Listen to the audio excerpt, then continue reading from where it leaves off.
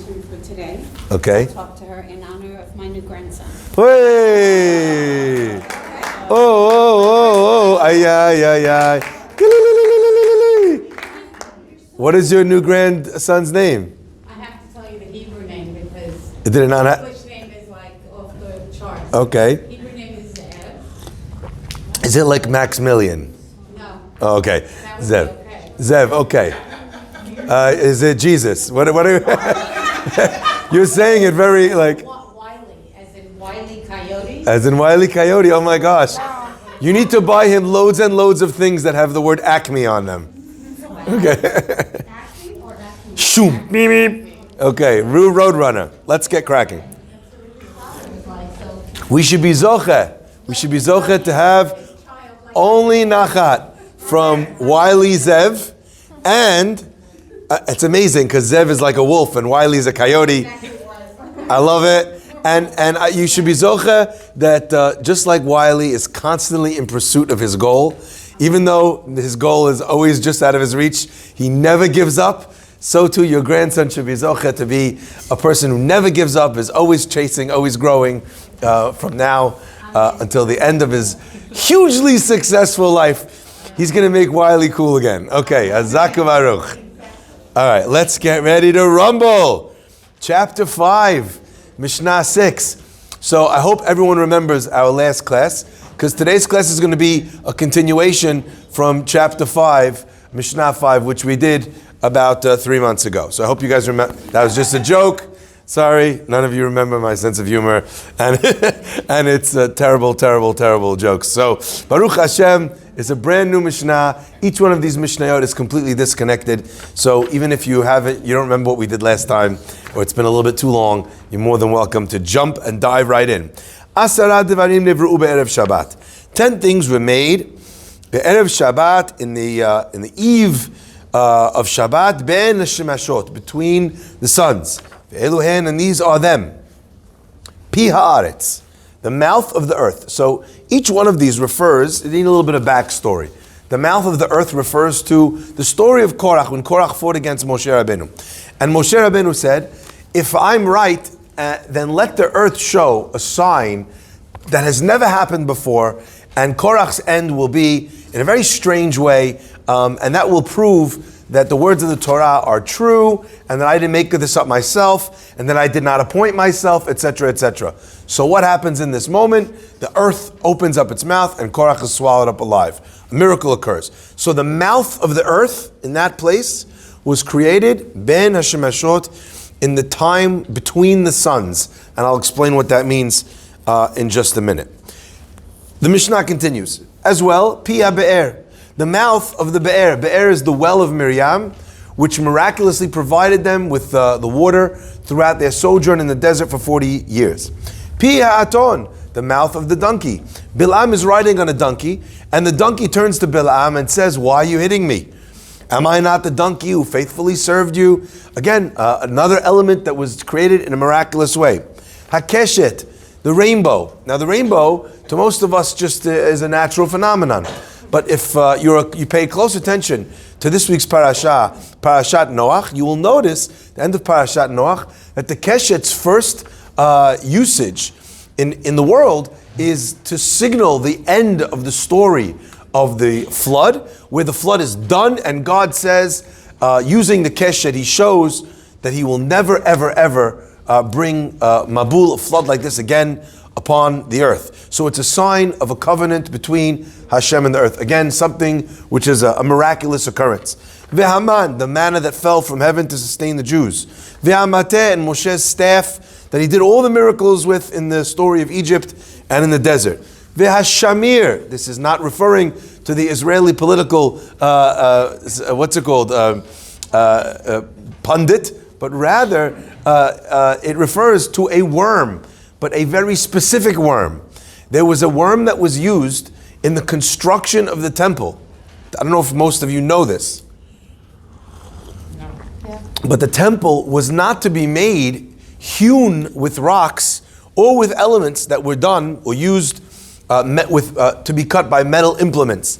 Because those metal implements were methods and were instruments of war, and the Beit HaMikdash was a house of peace. So God says, this house, the Beit HaMikdash, there's no place in it for these metal implements, these sharp knives. So how are they going to cut everything? Once they could not figure this out, how are they going to cut everything?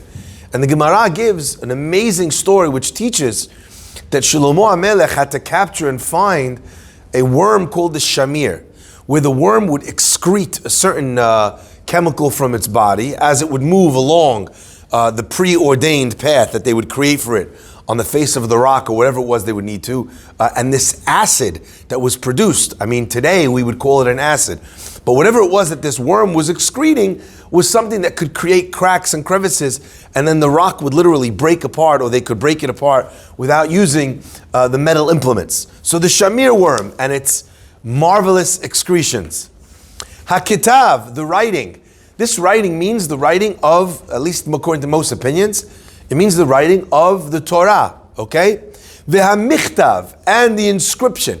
So the words of the Torah were created at this time, according to this Mishnah. But not only the words of the Torah created in this time, the miraculous inscription on the body of the luchot, which was also supernatural. Why do we say it was supernatural?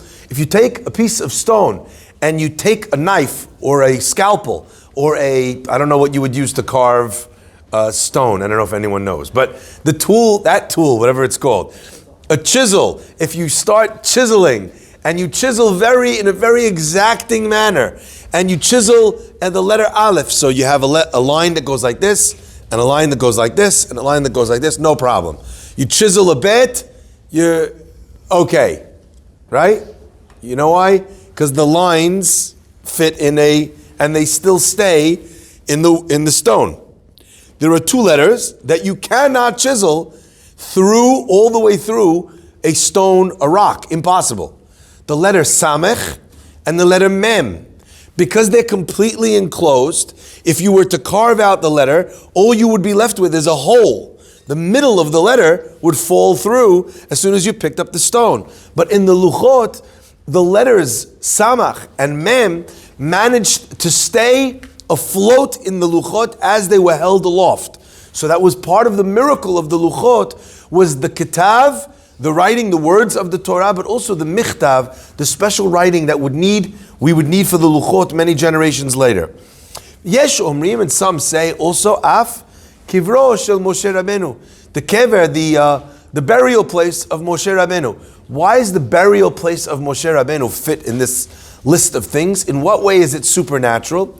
So the simple understanding is, the Torah says that the burial place of Moshe Rabbeinu, the ish lo yada et kivurato, we just read it on Simchat Torah, no man ever knew or saw or witnessed or found the place where Moshe Rabbeinu was buried.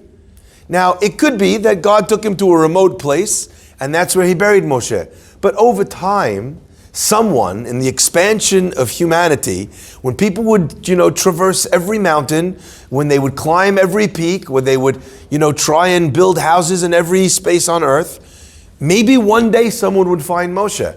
And yet the Torah is very certain, and it says, for all future times, v'ish lo yada, and a man would never know kivurato, his burial place. So a burial place which remained elusive throughout time, which remained unfindable throughout time, that would be a miracle.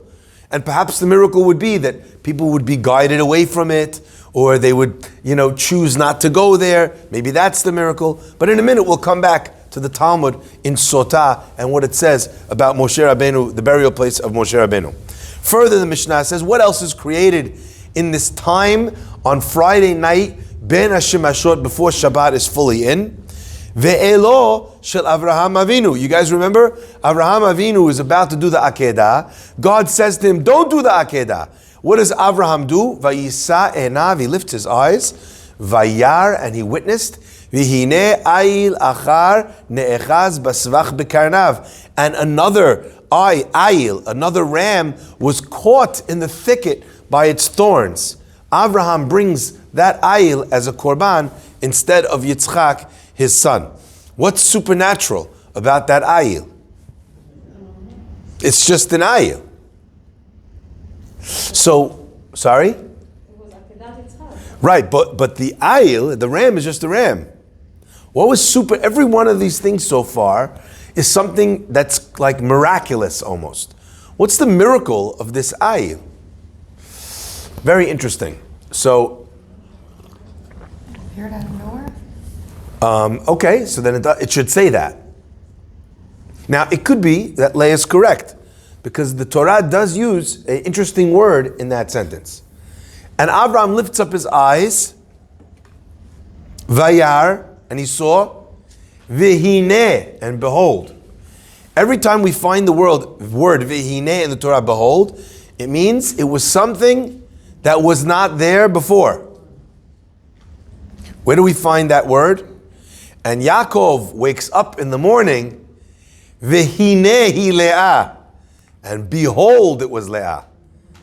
The night before, so to speak, in Yaakov's understanding, it was not Leah. In the morning, Vihine, behold, it was Leah, because he had anticipated marrying Rachel. So Vihine means something there that was not there, or that had not been previously noticed before. So maybe you are correct. We'll come back to the ayil of Avraham in just a minute. But again, something miraculous about this ayil. I don't know if anyone remembers. There's something that we learn about this ayil, something that we know about this ayil, that is the reason why it needs to be created.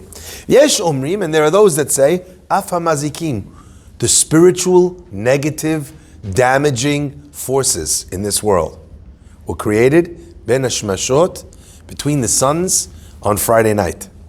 And finally, the most inexplicable of all, ve'af tzevat betzevat asuya, also the original tongs. Why? Because when you make tongs, you need tongs to make tongs in the fire, right? So how was the original tongs made? Did Adam just stick his hand in and be like, okay, you made it, now you can make the second one? So how is the first tongs made? Says the Mishnah, tongs also were made then. Because you can't make tongs. You know what it reminds me of? It's like when you need to buy a scissor, and they sell you the scissor in the blister pack, and you get home and you're like, how am I supposed to open this?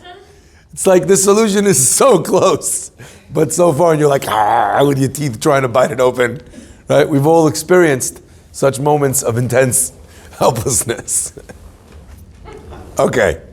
So again, the Mishnah seems very strange. Af tzevat betzevat asuya.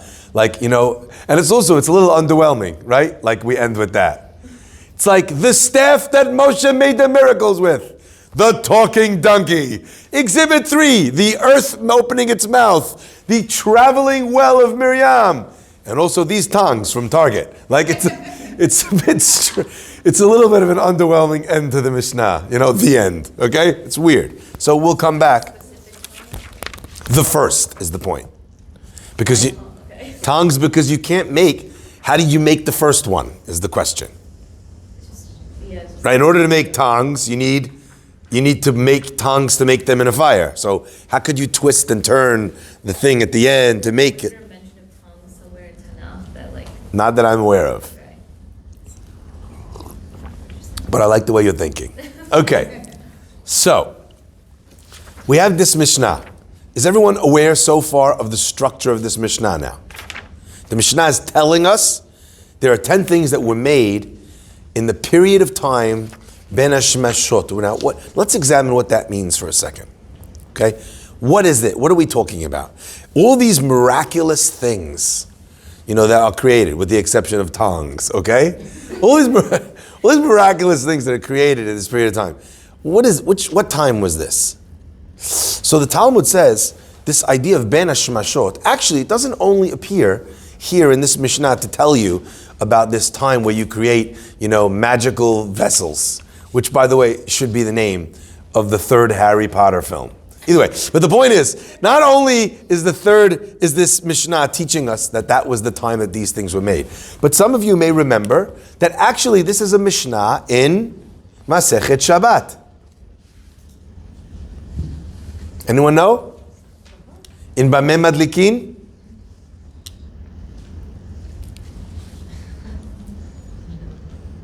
Im chashecha, we say. As it gets dark. So to speak, when does Shabbat commence? When does Shabbat start? Anyone know? Friday night, correct. What time on Friday night? Sunset. 1 hour before. At sunset, you're saying. That's when we're lighting candles, hopefully before sunset. When is Ben Hashmashot? 1 hour. 1 hour after the candlelight. It's before sunset. 18 minutes? Everyone is just going. Someone assert themselves and say loudly, because I can't hear nothing. I think like half an hour or so before sunset. Half an hour before sunset, not before sunset. No, not 18 minutes after candlelighting. 18 minutes after candlelighting is sunset. Well, at least here. In Jerusalem, it's 40 minutes. They light 40 minutes before sunset. Okay?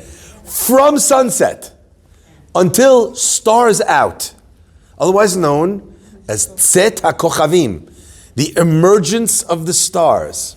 So the emergence of the stars is when we have halachic night. So let's say, as an example, I want to do a mitzvah which is supposed to be done at night. For example, the reading of the Shema. We're supposed to read the Shema, right? Every day, every morning, and every evening. What does evening mean? When I have my cinnamon tea and wrap myself in a blanket? What does evening mean? Midnight? Evening means Tzet HaKochavim, when the stars come out. Which stars? Not Orion's belt, not the Little Dipper, not the Big Dipper, which I also thought was always hilarious. Right? There's these amazing constellations in the heavens, and Hashem's like, Orion's belt, the midsection of a warrior. Also, someone's going to need to make tea. Give them a pot. And then, it's a big pot, the Big Dipper. So what if they don't have guests? Give them the Little Dipper. I've always thought that was hilarious. Okay, fine. But point is, Orion doesn't want to fight always. Sometimes he just wants to have tea. Either way, so Ben Hashmashot is the period between the time when sun sets and stars out. Okay? Which stars? It doesn't matter. 3 medium-sized stars. So the large stars, they appear the earliest because their light shines through our atmosphere even when there's daylight. The tiny stars you only see when it's completely pitch black because they need complete darkness in order to be able to discern their very faint light. But the medium-sized stars, when you see 3 of them, at that point is Tzet HaKochavim. Now, do not attempt with your amateur astrological background to ascertain what time Tzet HaKochavim is by stargazing, okay? Use a freaking calendar. It's 2021, going to be 2022 soon, okay? Use a calendar. Check your phone before Shabbat, find out what time that is. And if you're unsure, make sure there's a lot of stars because maybe you're looking at big stars. Who knows, okay? So 3 stars, but that's the halachic time. From that time is halachic night. So what is Shki'ah? Now this is really important because Ben Hashmashot, it's not about this Mishnah, it's not about Shabbat. It's a much wider discussion. As an example, a woman goes to the mikveh. When does she go to the mikveh? When does she go to the mikveh? Tzet HaKochavim. Once it's dark outside.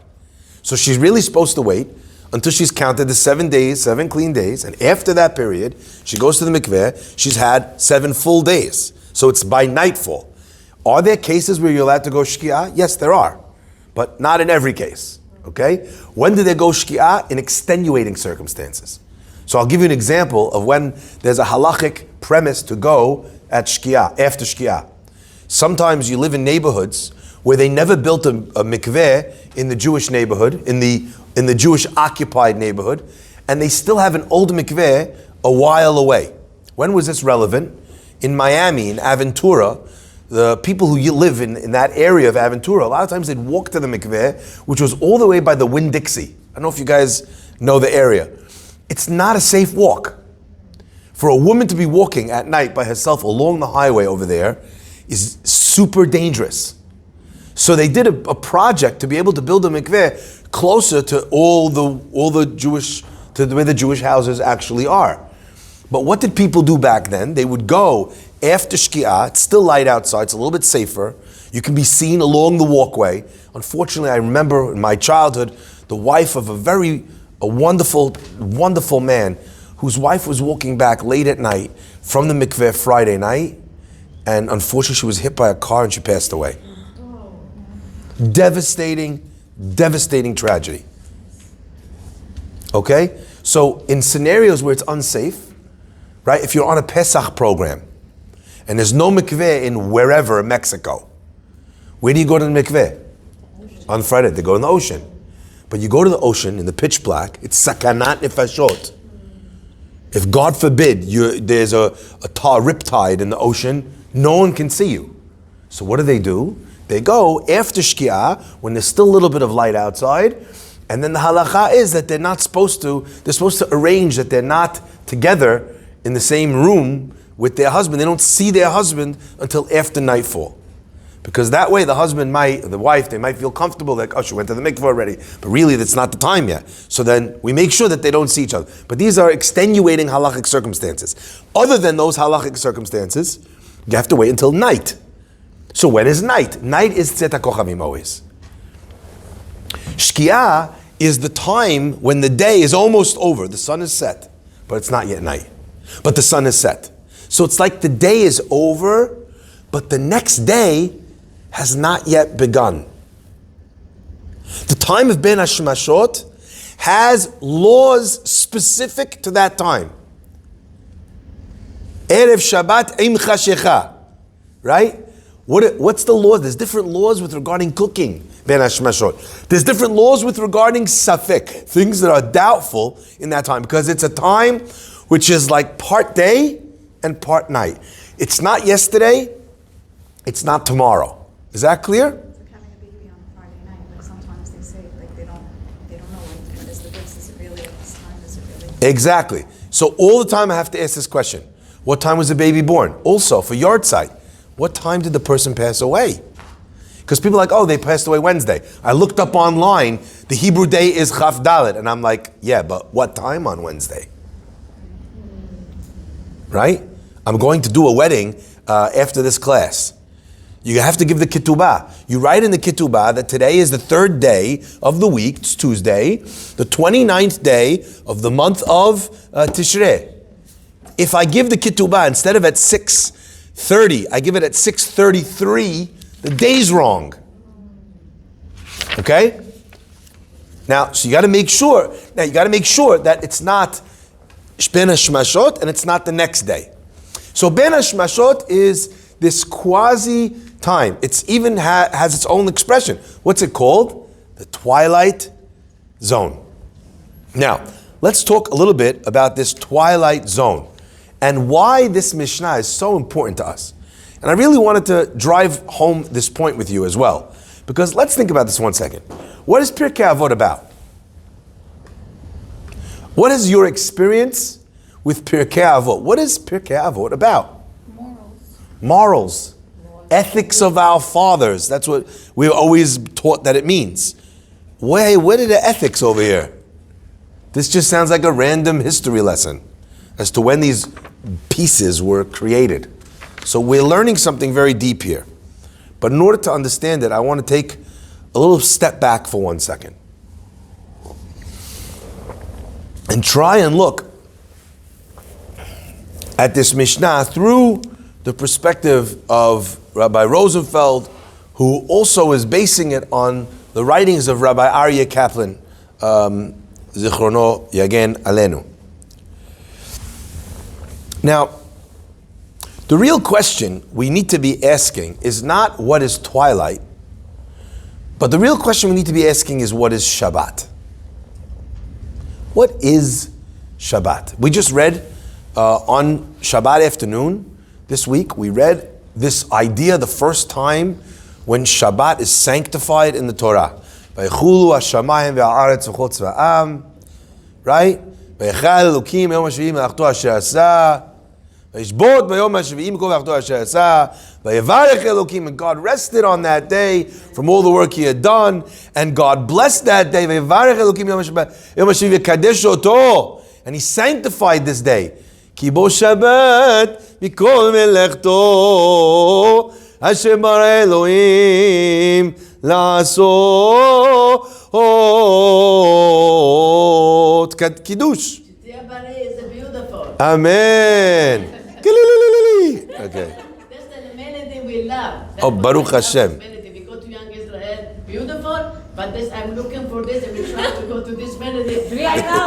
Okay. I will file your complaint with the Young Israel. All right? Yishtabach Shemo. Gorgeous. Hashem blesses us. He gives us this amazing gift called Shabbat. He lets us be like Him. Do what He did.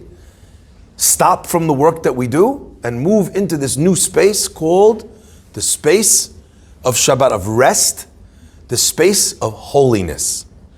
So what is Shabbat? And this is a very interesting thing because anyone who's ever kind of thought about Shabbat realizes that the vast majority of our world misunderstands what Shabbat is about. You know, they think that Shabbat represents sleeping, represents resting. I always say, no one married with children ever thought that, right? It's only in your pre-children days or in your post-children days where you think Shabbat might be about resting. When you have little kids running around, there is zero sleeping to be done on Shabbat. You know, even if you're on the couch, they're like, play the game with me, read me the book, right? Okay? So people think Shabbat is about resting. But in actual fact, it cannot be about resting. Because what would rest look like to God? What would that look like? You know, is he tired? Does he need, a nap? Does he have a headache? What is the rest? What does that look like to Hashem? So obviously, if we're mimicking God, then resting is not the point of Shabbat.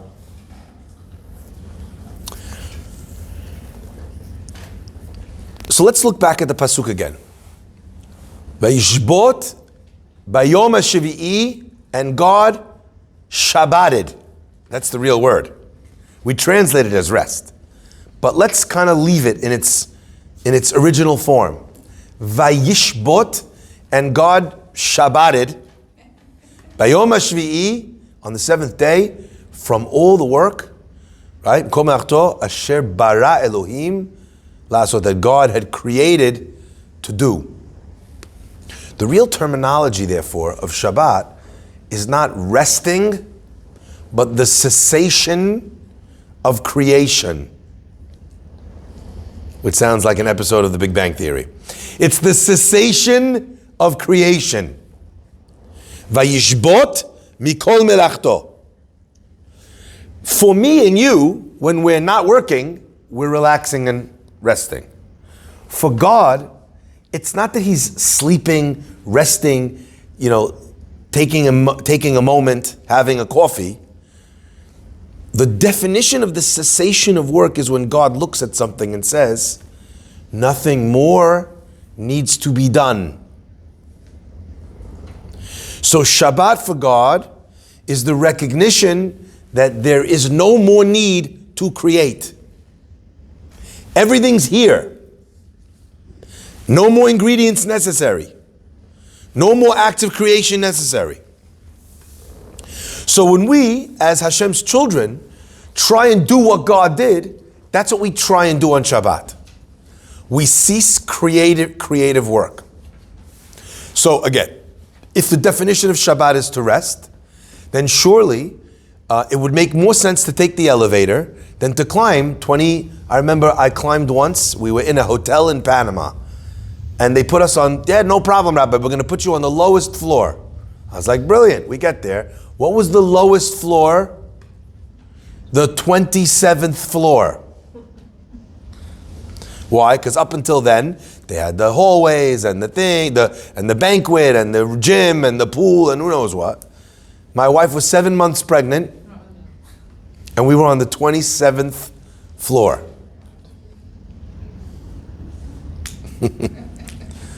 So if Shabbat was rest, we should have taken the elevator. But Shabbat is not rest. Shabbat is the cessation of creative work. So you could literally be schwitzing and doing something very difficult, and you're still keeping Shabbat, and you could flip a switch, or strike a match, right? Or pour a cup of water over a candle, and you broke Shabbat. And you what? And you broke Shabbat. You could effortlessly break Shabbat, and you could effortfully keep Shabbat. It's not about the work, the amount of work. It's, did you change something, or did you leave it in its virgin state? All of the melachot of Shabbat are a concept of changing the state of something. Okay? So when we celebrate Shabbat, what are we saying? Just like Hashem said, I built the world, it's done. It doesn't need anything else. When we stop changing our lives, we say, our lives as they are done. They are perfect. They don't need anything. Now, maybe we're tapping in a little bit to the power of what Shabbat really has within it. When I look at my life and I say, I don't need to change anything in it. My life as it is perfect. Does that mean that I stop chasing a shidduch? Does that mean that I stop wanting a job? Does it mean that I stop wanting to have a kid? No, it doesn't mean that. But there is a place where a person can reach where their life is beautiful, is perfect. I am at peace with where I am, and at the same time, I welcome new blessings and new challenges and new perfections. Did you hear that? New perfections. We have taken to understanding the word perfect to mean not missing anything I could wish for. That's not what perfect means. If you tell your wife or your husband or your child or your friend that they are the perfect friend, they're the perfect spouse, they're the perfect child, do you mean that they never made a mistake? No, of course not. Perfect doesn't mean flawless. Perfect means so beautiful, so acceptable, so magnificent, so valuable as it is, that it doesn't need something else for me to find it valuable. I don't see it as broken, as missing, as lacking. Is that clear? You could always add more things, but that doesn't mean that it can't be perfect as it is. Shabbat is when we take our foot off the gas and we say, I love my life.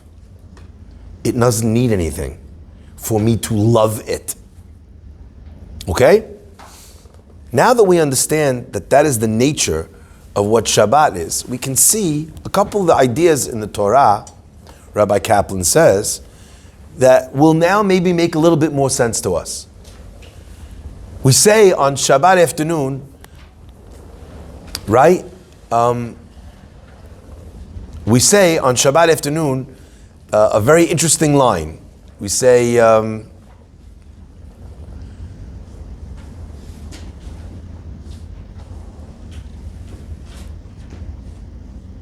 Gemara, it's a quote from the Gemara. The Gemara says that Shabbat is me'en olam haba.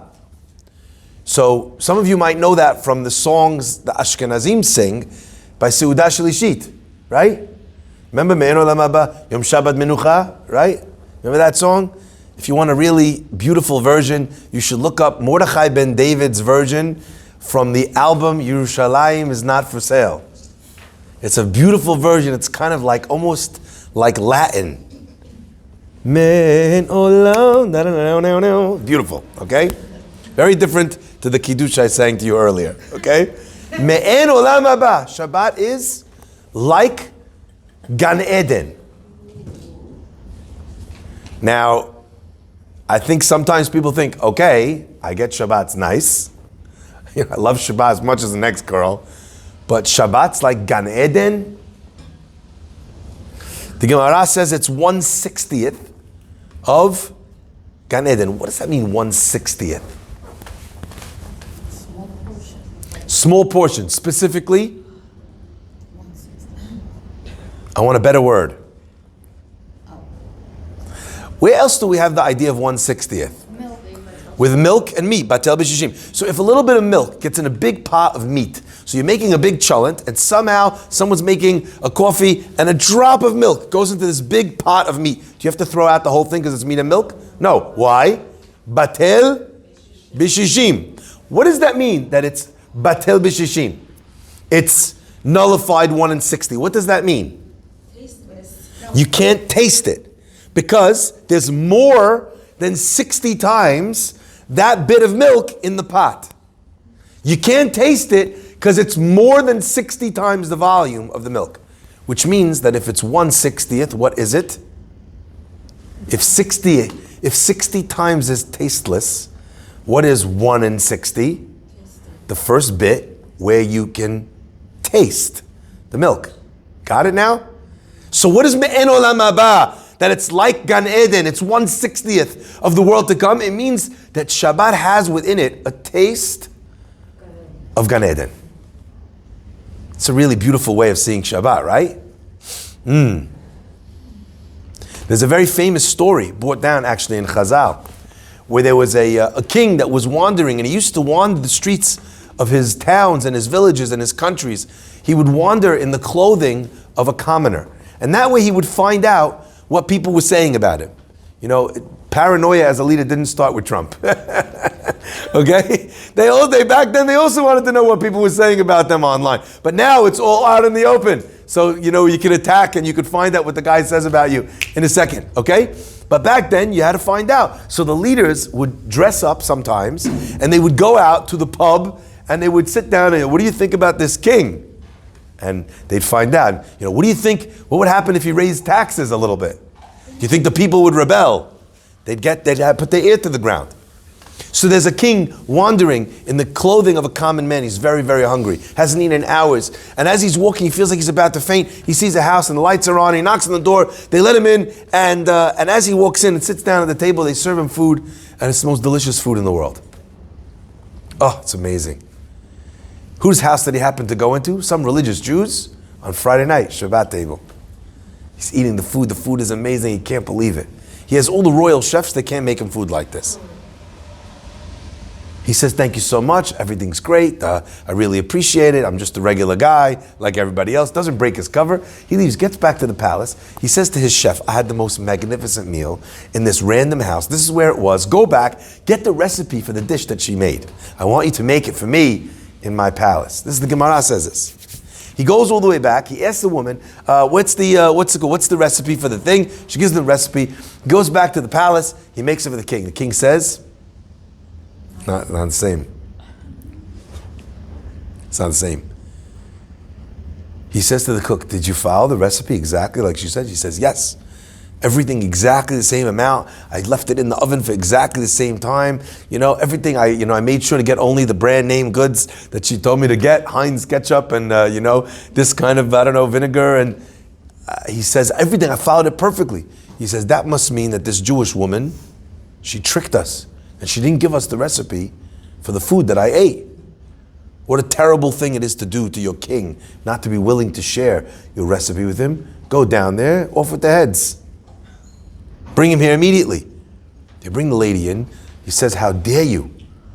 I let you know, I revealed, I broke my cover, I sent my royal chef. I told you that the pauper was actually the prince, was actually the king. I asked you for the recipe and you won't share the recipe with me? And the woman says, Your Majesty, Your Excellency, I gave you exactly the same recipe. But the reason why yours didn't taste the same is because it was missing a special spice. He says, which one? Why did you put it on the list? She says, it's not on the list. The name of the spice is Shabbat. Everybody knows the food on Friday night, Shabbat dinner. Even if you taste it in the pots, Erev Shabbat, it's not the same. It's a special spice. You ate in my house. You had Shabbat dinner by me. What can I do? It's not the same. That's the taste of Olam Haba. Now, I'm sharing with you that it's not just the physical taste. We don't just mean that there's something in the machshi that you don't taste in the weekday. We don't mean that. There's something very special about Shabbat, and I want to describe what it is. a little bit more. Shabbati Mekora Bracha. But why? Good point. She said Shabbat is the source of all blessing. Why is Shabbat the source of all blessing? Why can't Tuesday be the source of all blessing? You know what would have been great? Monday. Mondays stink. Could you imagine Monday had all the blessing? That would bring smiles to the world. We all come back to the work day. We're like, oh, I hate Monday. And then boom, blessing. That would be great. Why? What's the point? So I want to share with you something that I think is very special.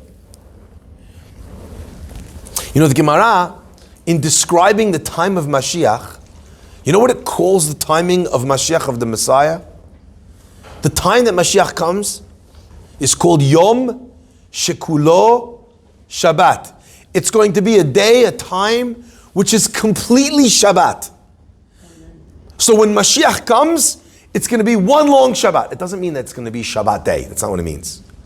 But it means is that there's a sense of perfection, as we said earlier, where things didn't need to change. Right now, our world is broken.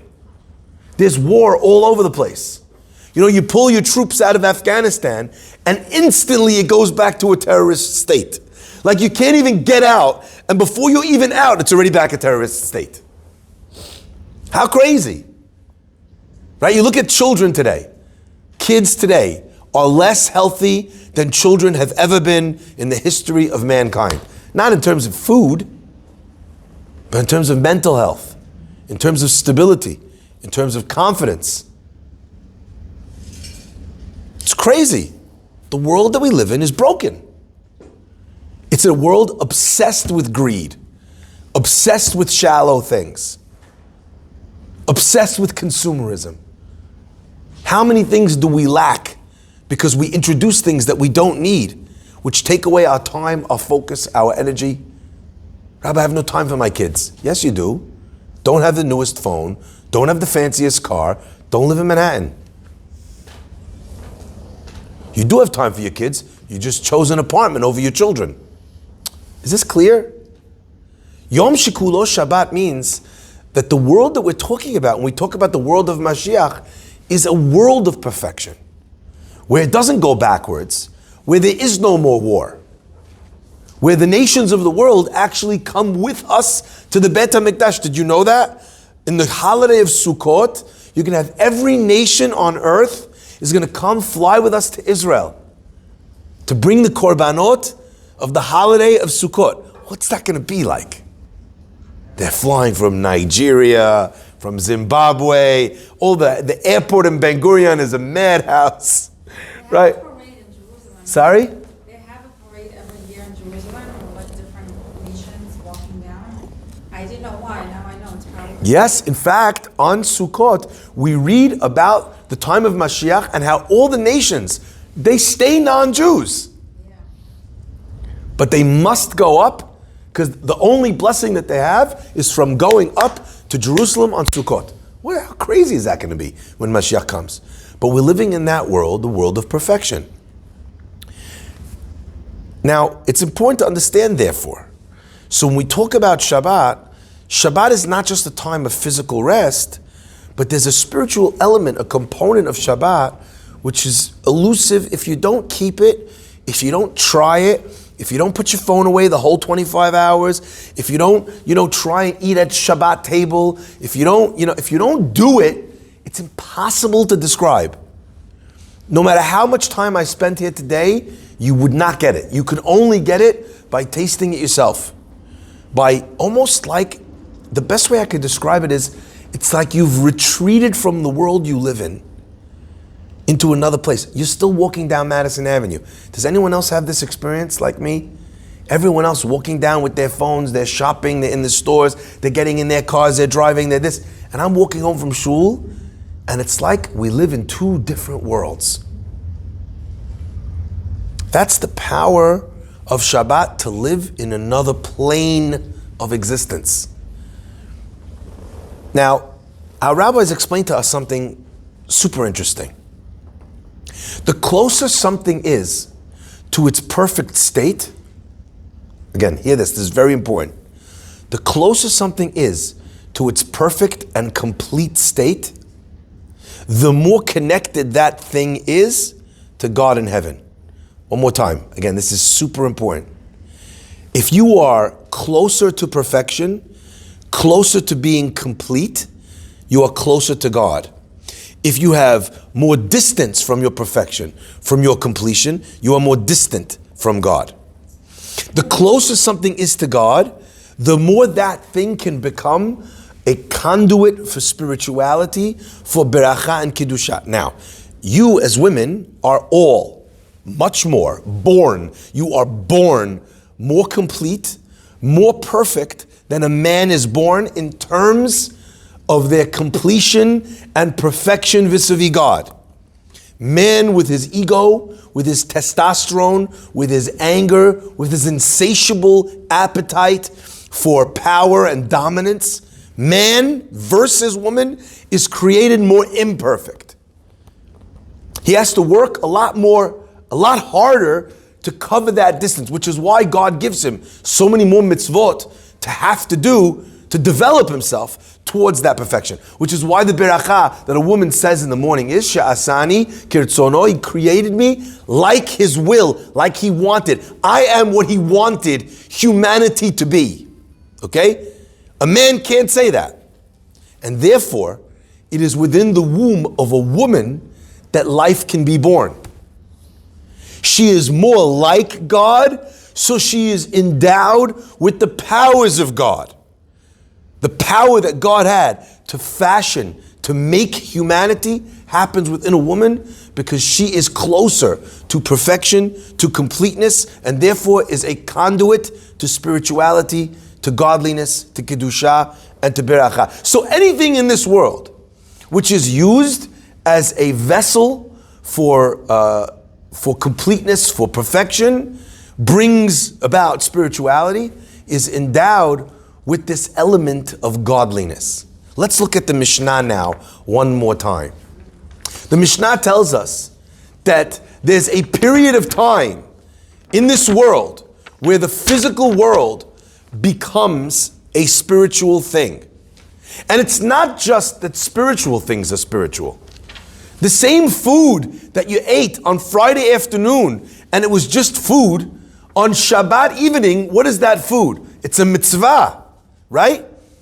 The same bread and the same grape juice, which was a drink and a carb an hour ago, is today a kiddush, and shtei alechem is the challah of Friday night. So we've taken physical objects, and by virtue of the fact that there's a mitzvah attached to them, they become supernatural. They become spiritual objects, things that bring beracha.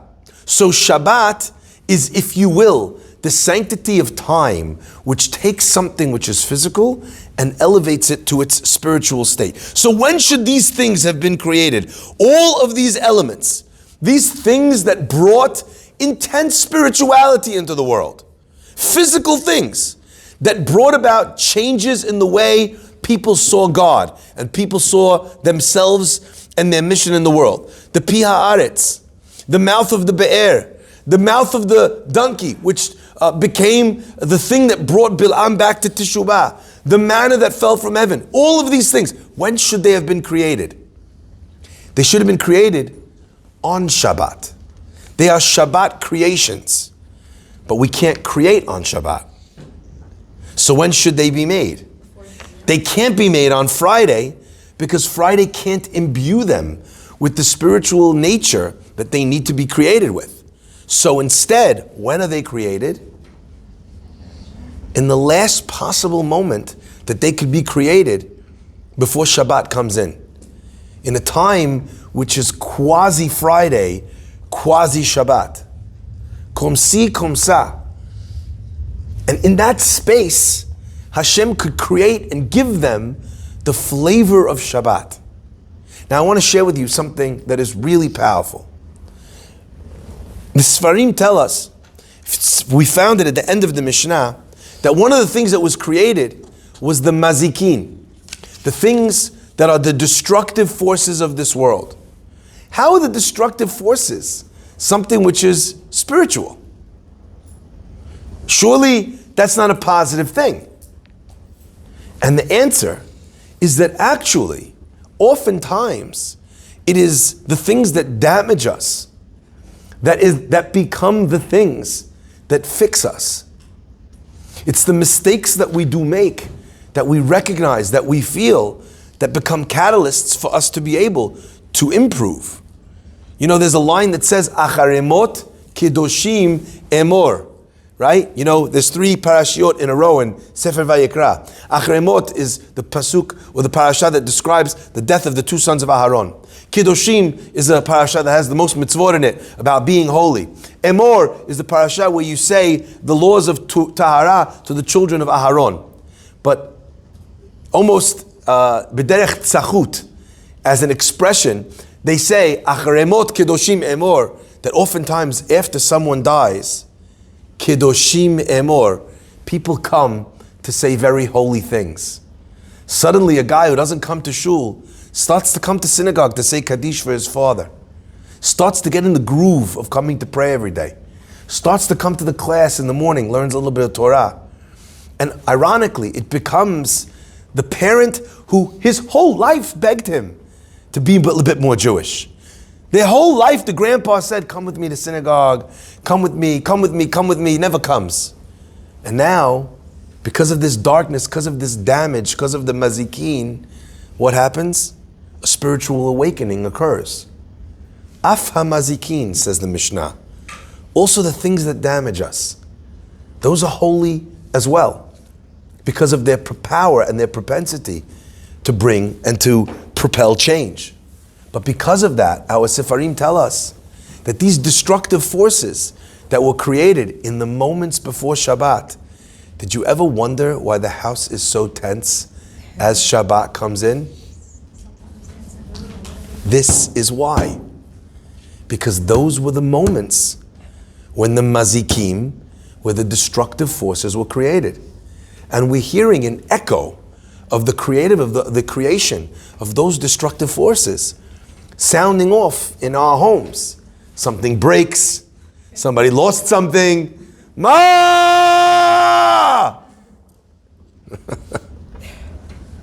Right? Someone yells, someone loses their temper. Those things were designed to be able to kind of, on the one hand, they create, they hurt, but on the other hand, when we control them, they become almost the keyhole, the way that we enter into a place of perfection. It's this last ditch attempt of the Yetzer Hara to ruin the source of beracha, to ruin our Shabbat. And if we can take a deep breath and say things are good as they are, it's okay, it's going to be okay, we'll reset the table, we'll clean it up, we'll sweep it up, whatever it is. If you can retain that equilibrium, then a person has a very special entry point into Shabbat. Now, the reason why I kind of went on this very long journey with all of these different elements of Pirke Abot is because I think the Pirke Abot, this Mishna, is teaching us an unbelievable lesson. This lesson of quasi day and quasi night. This lesson of a little bit of light and a little bit of darkness.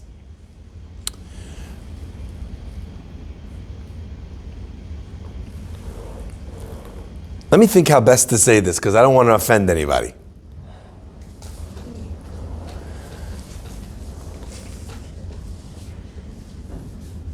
The image we present to the world is an image of light, isn't it? How's everything? Fine. You good? Yeah, great. Amazing. Baruch Hashem. Yeah? Especially on the Upper East Side. Okay? Great. Beautiful. Instagram. Perfect. Everything's amazing.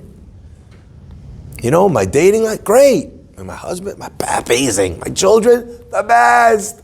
Such a blessing. We present always the image of light. And part of the reason, I think, why we project an image of light, why we won't allow ourselves ever to be vulnerable or honest about our challenges, why we won't be open with others about stuff we're going through, right? What's the reason why we won't share our darkness? Is because this mistaken idea that we have that's been embedded in our life that good things only come from good things. Good energy comes from a great party, from a sparkling conversation. You know, that's where good things come from. Successful things come from. I am a loser if my life is not amazing. But I think what this Mishnah tells us is that all of these things, they saved the whole Jewish nation. The Mateh saves the whole Jewish nation with all its miracles. The manna in the desert feeds the people when they have nothing. Right? The Luchot, it becomes the source of Am Yisrael's greatest light. It could not have been created unless there was a little bit of darkness, a little bit of pain, a little bit of imperfection. I think the secret of this Mishnah is that if you are looking to go into the day of Shabbat, the only way you can go into the day of Shabbat is by getting through a period of Ben Hashemashot. Now, our world teaches us to run away from these moments.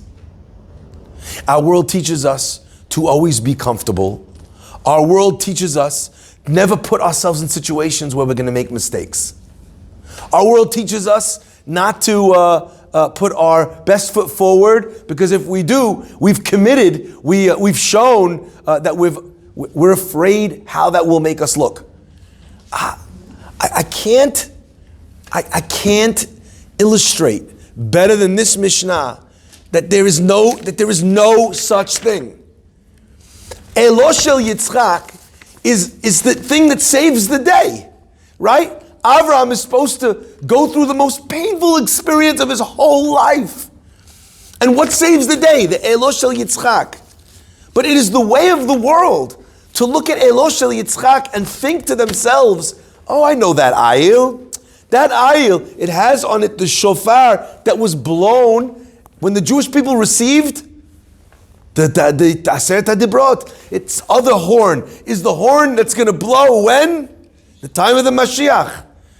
But where did that come from, that salvation? It came from the worst, the most difficult, the most painful, the most tear-filled experience that a father could ever have to go through in his life. You can't get to Shabbat unless you go through Ben Hashemashot. But you know what? In a certain way, Ben Hashemashot is even more difficult than night. Because you know what? When things are dark, you're aware that they are dark. So you protect yourself. You walk with your hands out. You get a flashlight. But at dusk, when there's a little bit of light, enough light to make you think that you could see where you're going. When you're in situations where it feels like I have enough light to be confident, but really you don't. Like, I'd rather the clarity of knowing it's night.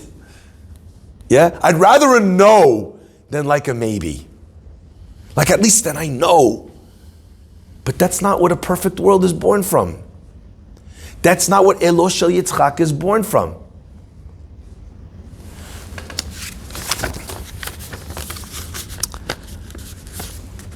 Someone once asked me a very powerful question. They said, Rabbi, we know all the time that you visit these trips and you go to Poland and you visit the camps and the horrors and the massacres and you see all these places. And you take all these kids on these trips, and I've done it for many, many years. Like I said, I've been maybe 70 plus times, okay? And they asked me, why is this important? Why do we need to revisit the worst time that the Jewish people maybe ever went through in the history of Am Yisrael? Why? Like, it's hard enough for Jewish young men and women to identify with being Jewish as being a positive thing and not a burden. You need to take them like to the lowest point of Jewish existence. What could you hope to, right? Surely going to Israel and dancing Hava Nagila, like being in Tel Aviv at a club at the beach, surely that's a much better Jewish experience. And my response to them is always the same. No, it isn't. No, it isn't. It isn't. Going to the beach, that creates a really beautiful feeling of fun. Oh my God, I love going to Israel, Tel Aviv, it's amazing, the vibe. You know what? There's cities that party harder than Tel Aviv. There are. Many. They have more clubs, and they have more bars, and they have more beaches. And the sand is softer. There are. We can't compete, at the life of the party. That's not the competition that we bring. And the desire to be Jewish is not about belonging. Because you know what? A lot of people in a lot of nations, everybody belongs. They belong to something. That's not how we compete. There's one thing that the Jews have that nobody else has. What is it? Shabbat. Persevering? Surviving. Survival. I want to give you a different word. Love for life. The word is emet. Truth.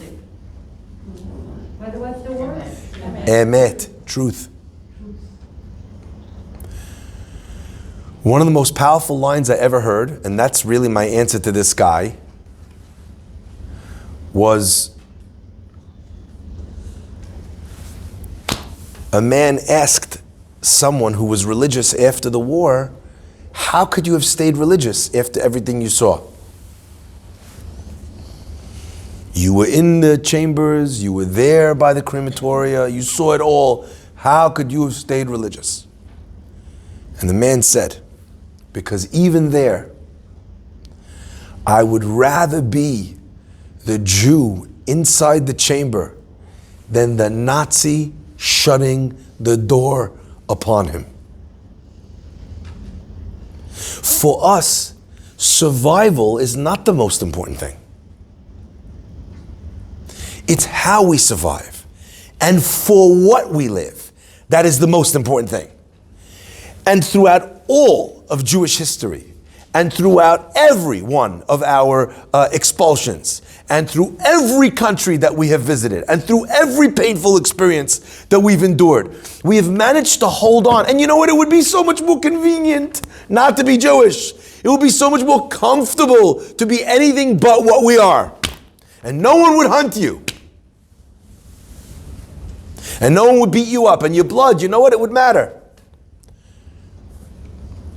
But we don't walk away from it because we know it's true. And something doesn't stop being true because someone punches you in the face. And something doesn't stop being true if someone stabs you. And even if I die, it still doesn't stop being true. Now we understand what the Mishnah is saying. V'yesh omrim, and there are those who say, even the first pair of tongues. Because the first pair of tongues, how could it be created?